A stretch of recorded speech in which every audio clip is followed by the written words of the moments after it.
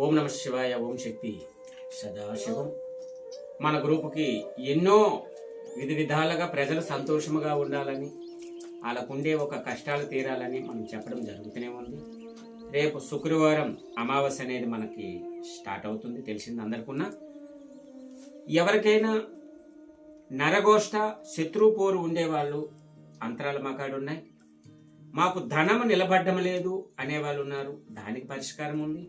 మా ఇంటిలో మనశ్శాంతి లేదు అనేవాళ్ళు ఉన్నారు, దానికి పరిష్కారం ఉంది. వ్యాపారం అభివృద్ధి చెందాలంటూ ఉంది, ల్యాండ్ సేల్స్ అవ్వకపోతే ఉంది. అలాగే బతుకు జీవనం కోసం ఎన్నో అంతరాలు ఉన్నాయి, దైవానికి సంబంధించినవి, తాళపత్ర గ్రంథాలు లాంటివి ఉండేవి.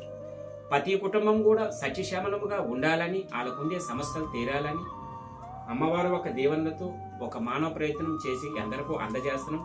ప్రతి కుటుంబం గురువు గారు మేము చాలా బాగున్నామని